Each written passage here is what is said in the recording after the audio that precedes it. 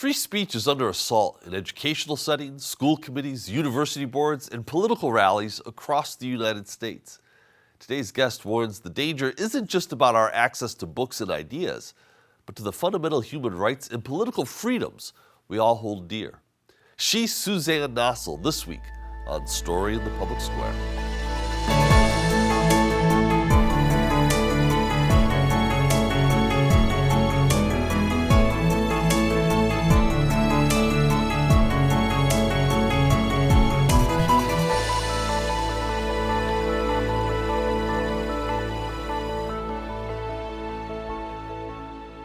Hello and welcome to A Story in the Public Square, where storytelling meets public affairs. I'm Jim Ludis from the Pell Center at Salve Regina University. And I'm G. Wayne Miller, also with Salve's Pell Center. And our guest this week is Suzanne Nossel, the Chief Executive Officer of PEN America and the author of the book Dare to Speak, Defending Free Speech for All. She joins us today from New York. Suzanne, thank you so much for being with us. Thanks for having me. Happy New Year. You know, I've been a great admirer of you and your work and the work of PEN America for years. For the audience at home who maybe might not be familiar with PEN America, can you tell us what you do? Sure. We are an organization with a mission to both celebrate and defend freedom of expression worldwide. And so we work with writers. We're a membership organization of writers, and we do a literary festival. We give out awards. We have programs to enable lesser heard voices to make themselves heard on the national scene, whether it's incarcerated writers or young undocumented dreamers or others locked out of the literary community. And then we have a very robust advocacy arm that works both around the world and here in the United States to combat threats to free expression through research, advocacy, public campaigning, and the mobilization of our members. We have an office in Washington, one in Los Angeles, a brand new one in Miami, Florida that we just opened up, and our headquarters are here in New York City.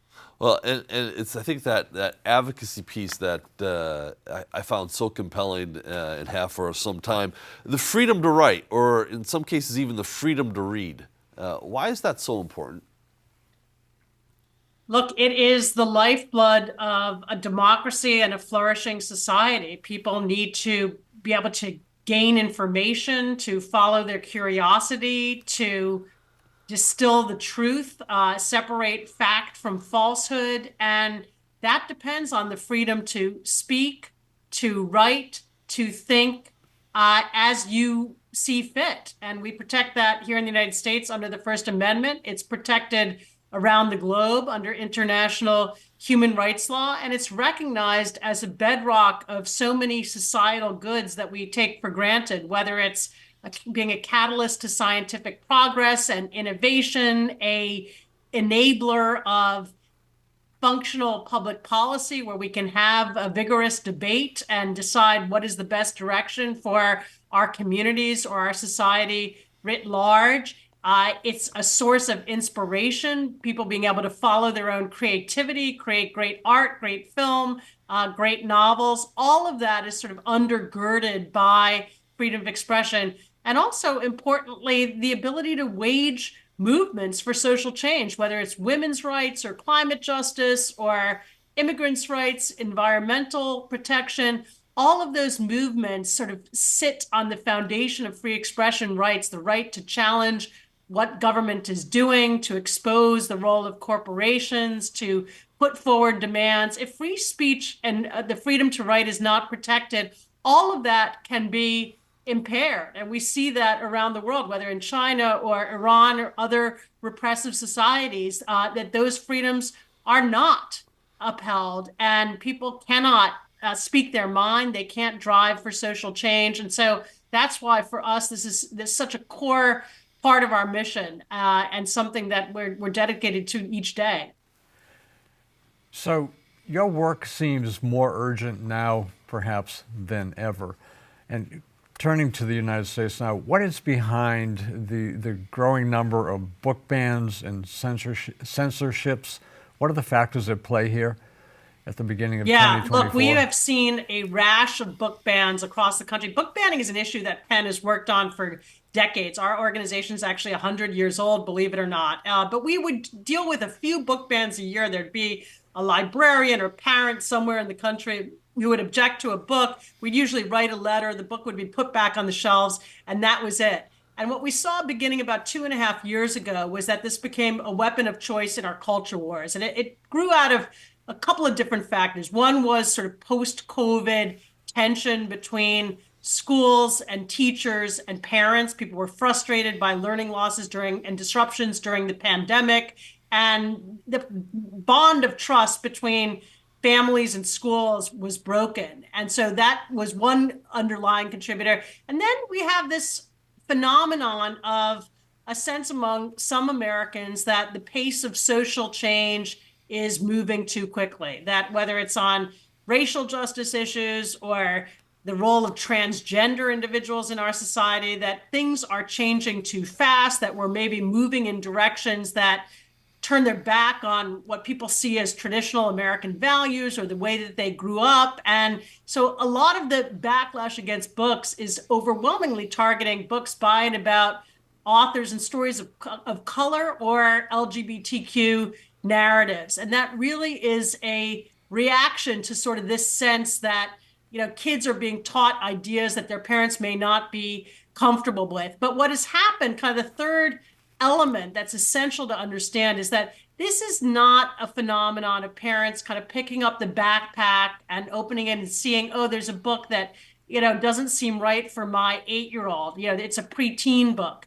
That's not what this is. This is an organized movement of activists around the country who are trying to galvanize parents to push back against the school system. Some of them are motivated by a desire to put public education to an end, to move our country entirely to a voucher system where people can go to religious schools and private schools and just cash in, their portion of the public fist to underwrite whatever kind of education they want for their children. And so they have seized on these books, some of which are explicit, especially the books for teenagers. They're books that are dealing with issues of sexuality or gender identity that are not right for younger kids, but the authors know that and the publishers know that. No one is introducing those books at the middle school level. That's not what this is about. And we hear repeatedly from teachers and librarians and parents and students, for that matter, that for some kids, these books can be real lifesavers, but they are sort of lightning rods in certain communities. And there are activists who have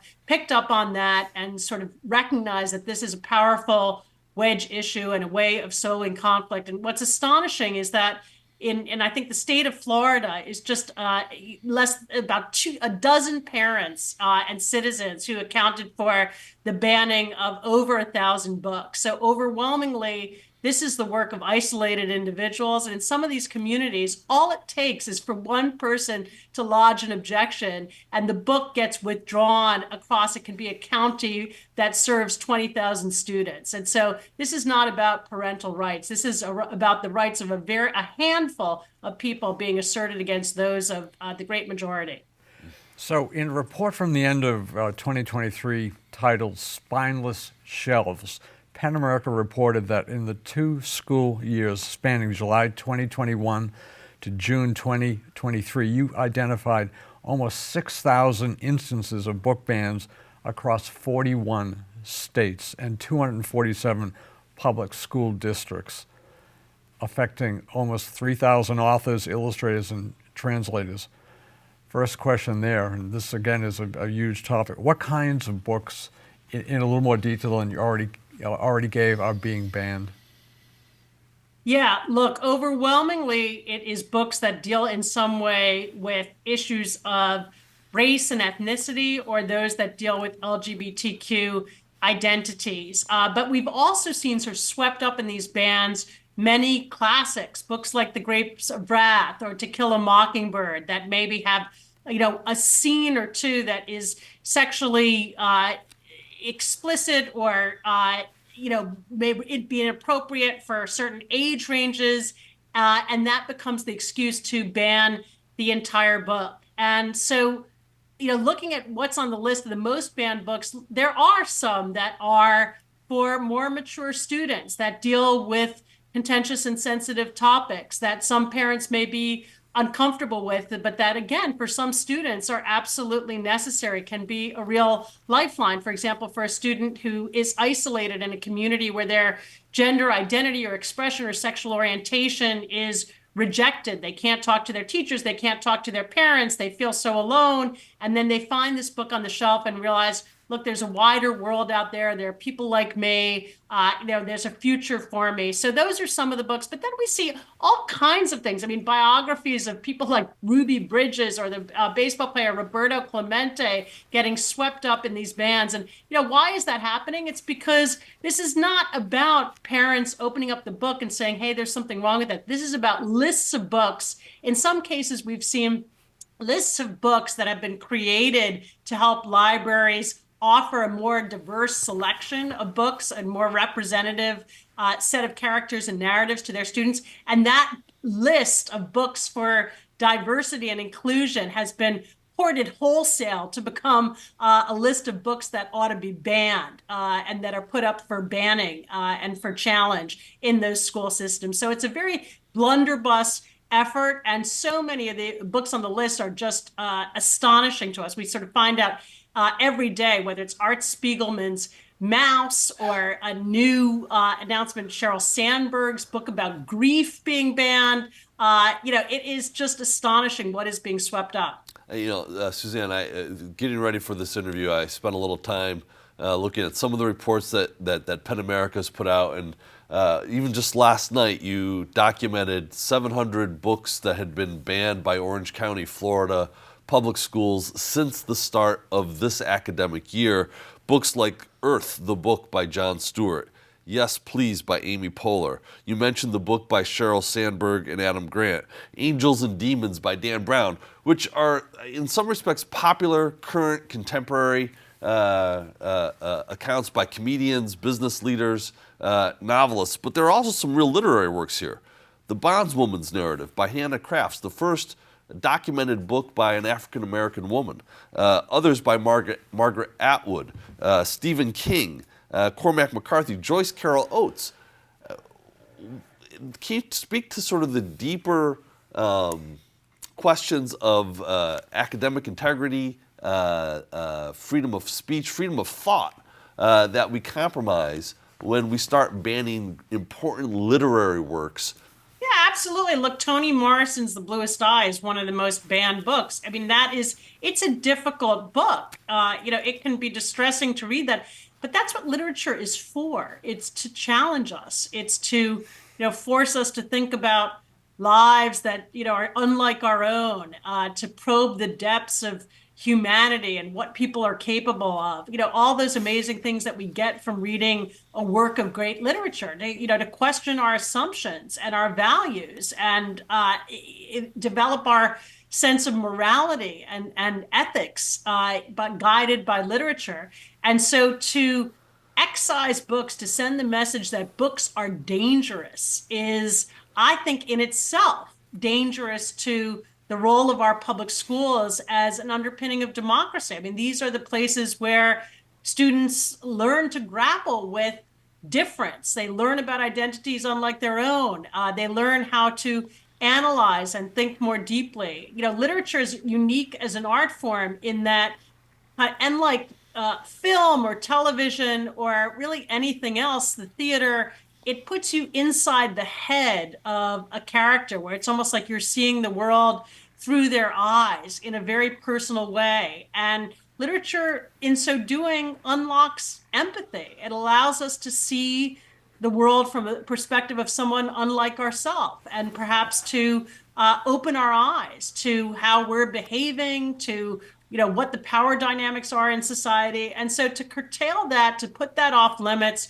to circumscribe what kids can read. We've heard from kids who say, this really undercuts their love of reading. They're curious about certain things. They want to follow those passions. And in some communities, they've actually shuttered the school library or emptied the classroom shelves entirely of books for fear of what is going to tripwire these censors and make them come after teachers and librarians, because the approaches are very often punitive, where there are legislative mandates in certain states that underpin these book bans. And if you fall afoul of them, you can get into real trouble. And so educators are erring on the side of caution and depriving kids of books entirely. So it's a very disturbing trend. It's counter majoritarian, it's anti intellectual, it's undermining of the role of our public schools. And that's why it's been so important to us to be at the forefront of fighting back. And that's why we just opened that office in Florida.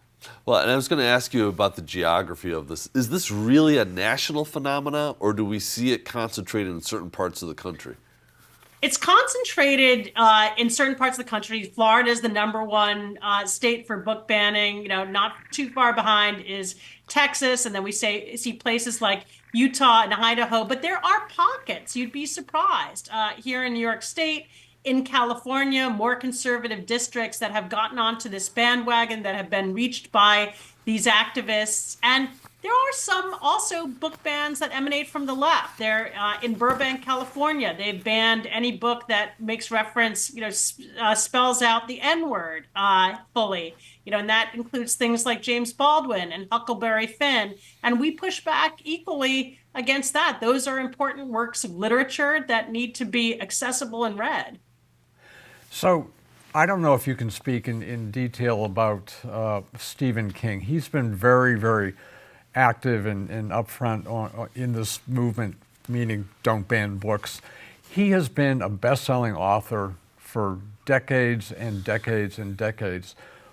Why now would his books be targeted? And do you know what is in them that people find offensive? I mean, he's a horror writer, so anyway, I wonder if you can give us a little. It's part of this wave. It's part of this movement. It has very little to do with anything in any of the individual books. It can be something as simple as a sex scene or the depiction of a character in terms that somebody has judged to be sort of tendentious on the basis of race, or to promote a kind of racial ideology that they disagree with. So trying to find a legitimate basis for these bans, I think, is an exercise in futility. It's a blunderbuss effort to exert control, to push back, to try to reinforce a sort of traditionalism that excludes all kinds of challenging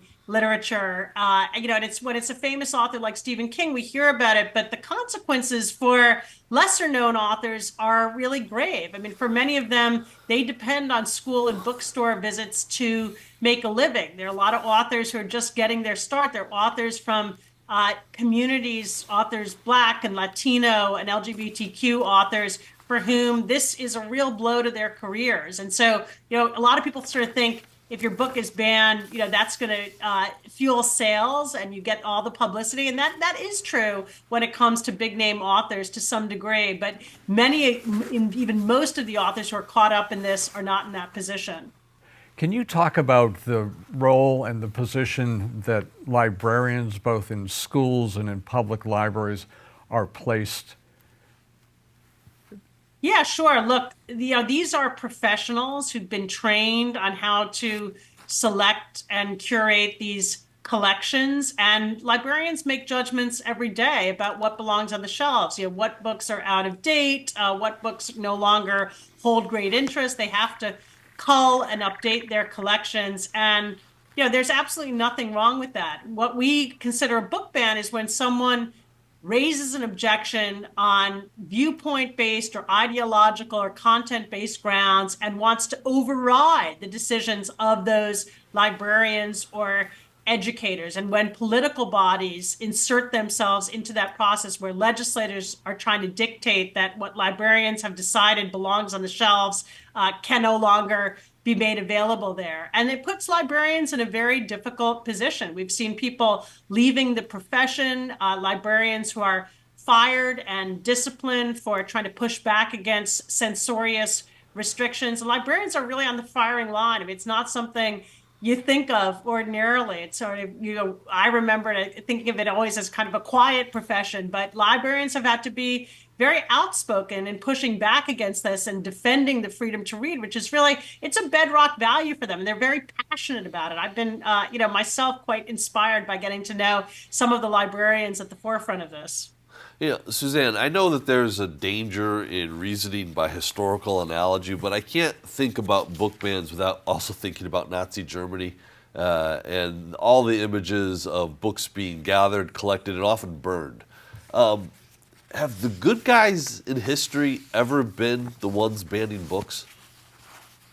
Not that I know of. I mean, I think that impulse, that ideas are dangerous and that you want to afford someone in a position of authority, whether it's a governor or a legislator or a superintendent, the power to decide what books and what narratives can be suppressed and denied and buried. I think that's dangerous. The First Amendment protects freedom of speech on the premise that we're just better off, even when ideas may be objectionable, noxious, that the best answer is to rebut them with better ideas and counter narratives and refutations rather than trying to muzzle and suppress. And I think it's because we recognize that if we give those in positions of authority the power to more aggressively police speech, that on balance, they're going to use that power in self-serving ways. And that's what we saw in Nazi Germany. What books are they banning? Is it ones that are a real danger to the people?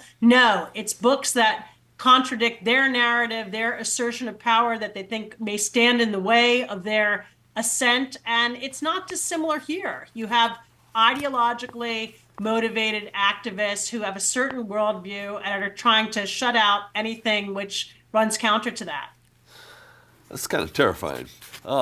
Let's change course here just for a second. Talk about free speech on campus. The rise of anti-Semitism across the United States, I think, has been well documented and warned in a lot of different places. We've seen since the October 7th Hamas attack on Israel an increase in campus activism and conflicts over free speech, both by people who are alarmed by Israel's response to the attacks of October 7th, but also people who are, frankly, engaging in anti-Semitism or speech that actually seems to threaten others and their identities.